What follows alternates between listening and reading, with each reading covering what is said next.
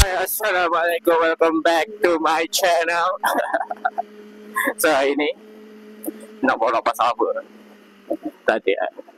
Sebenarnya aku nak borak pasal SPM. Aduh, mengimbau kembali kenangan lalu. Okey, kepada adik-adik yang SPM dulu. Okey, kalau korang tengok video ni, okey, mungkin boleh dapat sedikit nasihat lah daripada aku.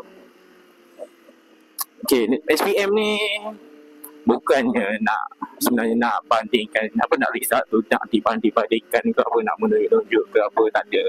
Sebenarnya result SPM ni, kenapa cikgu-cikgu di sekolah tu tekankan sebenarnya, okay, kenapa cikgu tu tekankan suruh belajar betul-betul. Bukan cikgu lah, semua orang lah, okay. Aku yakin semua orang dia rasa akan suruh belajar betul-betul, suruh buat SPM tu elok-elok. Kenapa? Tapi kenapa persoalannya? Tapi kenapa SPM tu penting untuk orang? Okay, sebenarnya SPM ni dia sebagai satu pintu lah. Okay, satu pintu untuk korang nak ke mana. Okay, untuk korang nak ke mana.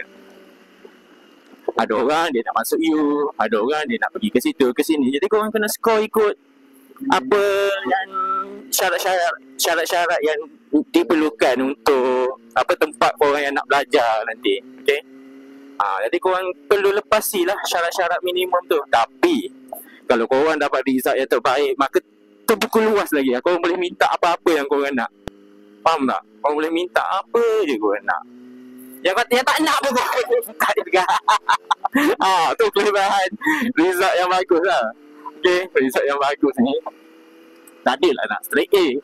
Okay, tapi kalau dapat straight A tu, korang akan dapat banyak reward lah. Okay, beasiswa, lepas tu korang dapat belajar overseas. So senang cerita ni, SPM ni memang satu tiket untuk buka jalan korang lebih luas.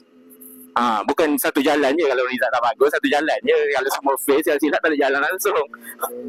Tak ada jalan nak belajar lah. Tapi untuk teruskan hidup, korang perlu struggle lebih lagi lah.